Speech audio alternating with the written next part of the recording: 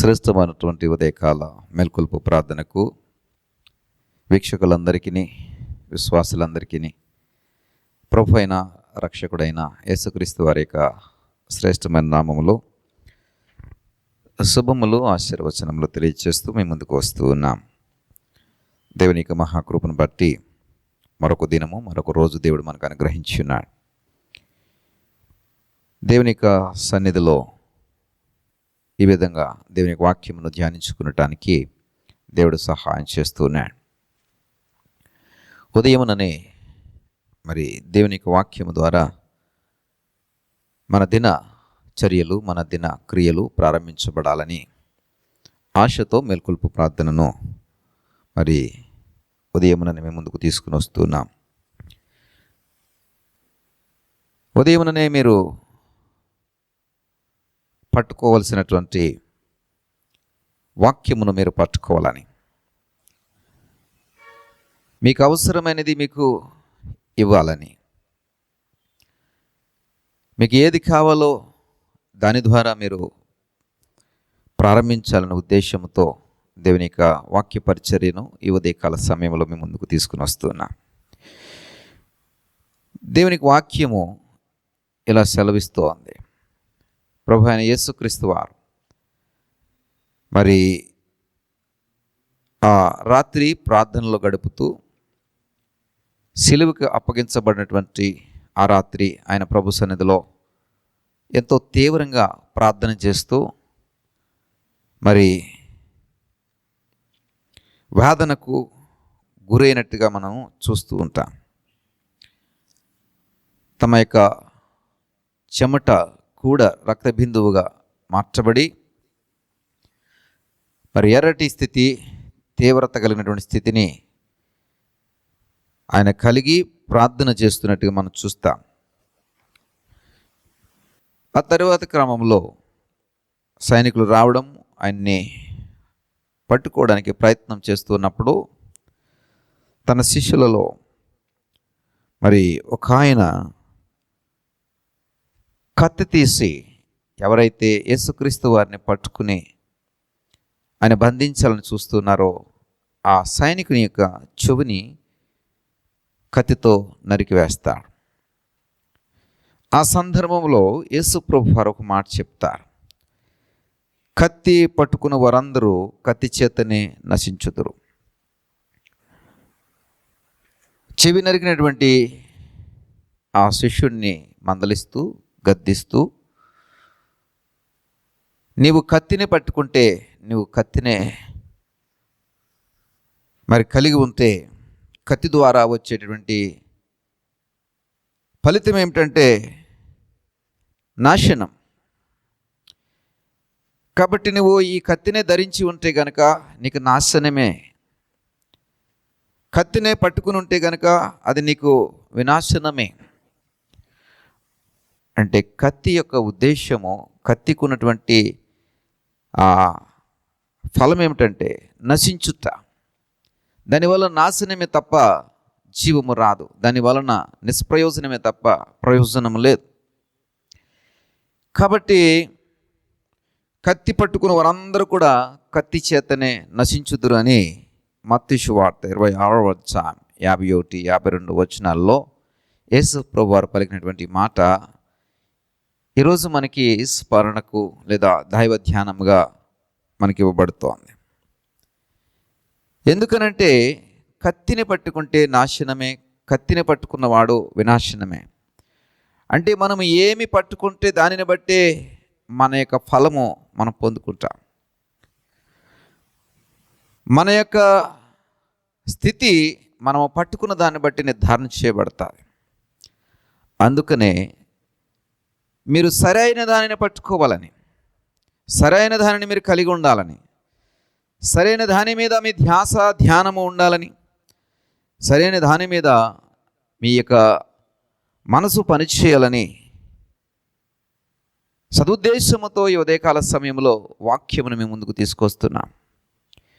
మీరు వాక్యమును పట్టుకుని ఉంటే కత్తిని పట్టుకున్నవాడు కత్తి చేత నశించినట్టుగా, ద్వేషమును పట్టుకున్నవాడు ద్వేషము చేత పాడగునట్లుగా, పగు చేత రగిలిపోతున్నవాడు పగను బట్టి తన యొక్క ఉనికిని, తన యొక్క ఆలోచనను, తన వివేకమును కోల్పోతున్నట్టుగా, అసత్యమును పట్టుకున్నవాడు తన యొక్క అసత్యమును బట్టి చీకటిలో నడుస్తున్నట్టుగా,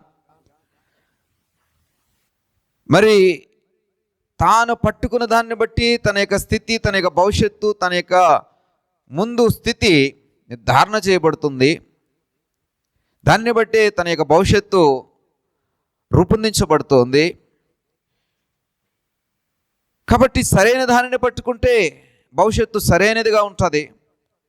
సరైన దానిని పట్టుకుంటే జీవితము, ముందు రాబోయేటటువంటి కాలము, భవిష్యత్తు అంతా కూడా సరైనదిగా ఉంటుందనే ఉద్దేశంతో సరైనటువంటి వాక్యమును మీ ముందుకు తీసుకురావడానికి ఉదయం నేను ప్రయాసపడుచున్నాం.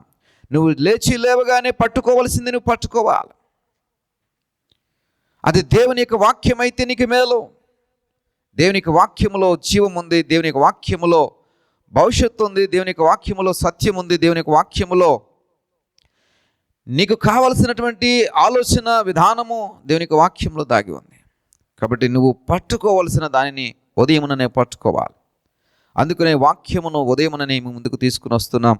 మీరు పట్టుకోవలసిన దాన్ని పట్టుకోవాలని. అది కాకుండా మీరు ఏది పట్టుకున్నా నిష్ప్రయోజనమే. లోకపు తీరును పట్టుకుంటున్నారా? లోకమును బట్టి వినాశనమే.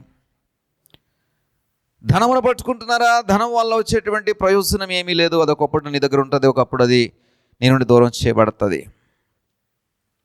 నీ ముఖ సౌందర్యము, నీకున్నటువంటి అందమును అద్దములో చూసుకుని దాన్ని పట్టుకుంటున్నావు. ఉదయమున వయసు తరిగిపోగానే అది కూడా వెళ్ళిపోతుంది నీ నుండి. ఒకప్పుడు ఏదైతే అందముగా నీకు అనిపించిందో నీ వయసు గతించే కొద్దీ ఆ అందము కాస్త దూరం అయిపోతూ ఉంటుంది. అంటే ఏది కూడా నీ దగ్గర స్థిరముగా ఉండదు. నీ అందము కానీ, నీ ఆస్తి కానీ,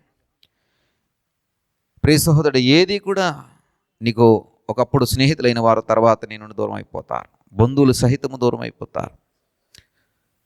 ప్రియ సహోదరుడా, సహోదరి, నువ్వు పట్టుకున్నది ఏది కూడా స్థిరమైనది కాదు. కాబట్టి స్థిరమైన దాన్ని నువ్వు పట్టుకోవాలి. అది దేవునికి వాక్యము, జీవము గల వాక్యము కాబట్టి, దేవునికి వాక్యము స్థిరమైనటువంటి వాక్యము కాబట్టి, ఆ వాక్యము నిన్న నేడు నిరంతరము మారనటువంటి వాక్యము కాబట్టి, ఈ వాక్యము సృష్టి యొక్క పునాదులను వేసింది. ఈ వాక్యము పంచభూతములను ఏర్పరిచింది. ఈ వాక్యము శరీరధారిగా ఈ లోకములోనికి వచ్చి నిన్నును నీ ఇంటి వారిని రక్షించడానికి మానవ అవతారంలోకి వచ్చినటువంటి వాక్యము ఈ వాక్యము. ఎవరికి సాధ్యము కానటువంటి పాప విమోచన ఈ వాక్యం ద్వారా సాధ్యపడింది. ఈ వాక్యమే నీకు ఇప్పుడు విడిచిపెట్టబడింది. ఈ వాక్యమే ఆయన విడిచి వెళ్ళినటువంటి సందర్భం. ప్రియ సహోదరుడా, అలాంటి ఉన్నతమైన, శ్రేష్టమైన, ఎన్నటికీ మారనటువంటి స్థిరమైనటువంటి వాక్యమును ఉదయమునని మీ ముందుకు తీసుకురావడానికి గల కారణం ఏమిటంటే, మీరు పట్టుకోవలసిన దాన్ని మీరు పట్టుకోవాలి. ఇది పట్టుకుంటే మీ భవిష్యత్తు బాగుంటుంది, మీ బ్రతుకు బాగుంటుంది, మీ ముందు స్థితి బాగుంటుంది, మీ కుటుంబం బాగుంటుంది, మీ పరిస్థితులు, మీరు చేసే పనులు బాగుంటాయి, మీ పిల్లలు బాగుంటారు. ప్రియ సహోదరుడా, సహోదరి, నీ చుట్టూ ఉన్నటువంటి పరిస్థితులు కూడా బాగుంటాయి. అంత క్షేమకరమైన పరిస్థితులే. కాబట్టి పట్టుకోవలసిన దాన్ని మీరు పట్టుకోండి. ప్రభువారు చెప్పిన మాట ఏమిటంటే, కత్తిని పట్టుకున్నవాడు కత్తిని బట్టి నశించిపోతాడు. నువ్వు పట్టుకున్న దాన్ని బట్టి నీకు నాశనమా? నువ్వు పట్టుకున్న దాన్ని బట్టి నీకు జీవమా? నువ్వు పట్టుకున్న దాన్ని బట్టి నీకు శాపమా? నువ్వు పట్టుకున్న దాన్ని బట్టి నీకు ఆశీర్వాదమా? దీన్ని నువ్వు ఆలోచన చేయాలి. దాని కొరకే ఉదయముననే నువ్వు వాక్యమును పట్టుకోవాలని నీ ముందుకు వాక్యమును తీసుకుని వస్తున్నా.